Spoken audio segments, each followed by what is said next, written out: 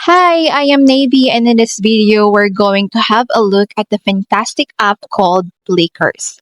Plickers is a tool that allows you to poll your students, ask questions, and get responses in a live classroom environment, but without the need of student devices. So essentially, you just need your device, and what you can do is ask students questions, display this on your board, and then capture their answers using your phone or digital device, while students are holding up their cards representative of their answer. I hope you will find this video useful, and if you do, please remember to like and subscribe this channel. It really does help. Thank you. To use Plickers, the first thing you need to do is to sign in. In your Chrome or Google search bar, enter getplickers.com and then you need to sign in or sign up. You can either enter your details or sign in with your Google account, which I am using right now. I'll just sign in and this will automatically sign me in. From here, you'll see the library, which is where your question sets will be. Next thing that we will do is to create a class. On the left-hand side, you'll see under classes, click on create a class. Here you can create multiple classes, but I'm just going to create one. Once this is done, we can now add our students.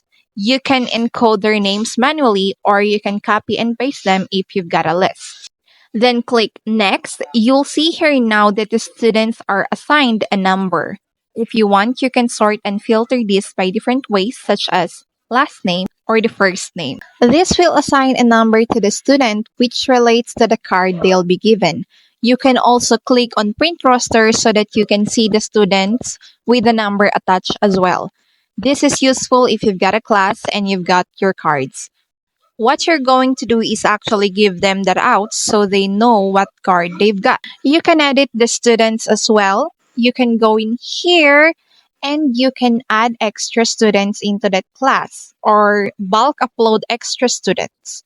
For example, if you have new students in class and you can print the class roster, archive students if you need to.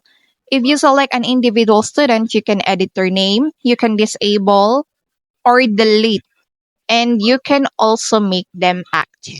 After you're done creating a class, let's go now into new set to create our questions that students are going to answer. On this part, you can do things such as import questions and copy.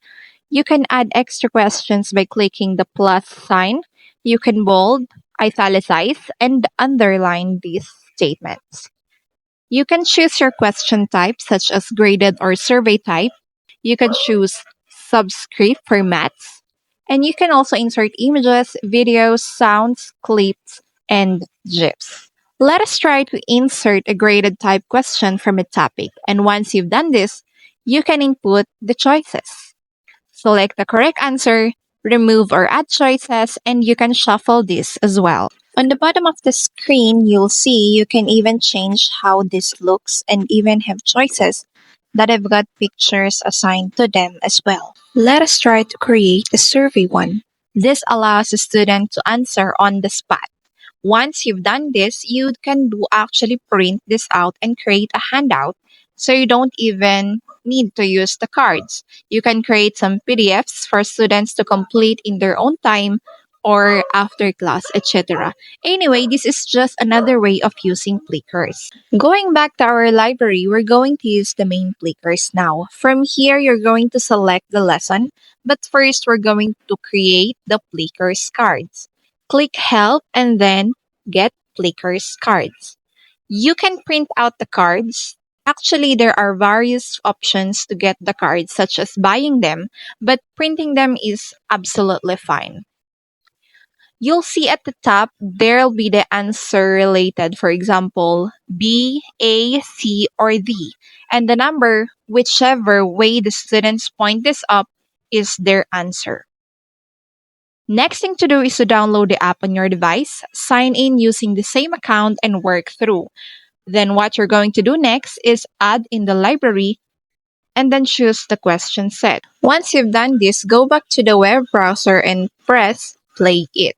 This will then play the questions on the board as well as on your device, and you can switch backwards and forwards between the questions using your phone, and it will update. Students will then put their cards up and you will capture this with your phone. And remember, when the students have got their cards up, it will capture all of the responses automatically.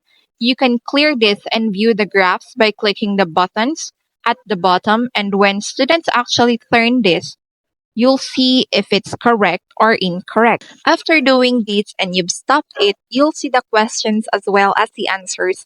So here you can see I'm going to scan this in and I'm going to press the stop button. You'll see who's answered the question, if they've got it right or incorrect. Or if it's a survey, just listen to their responses.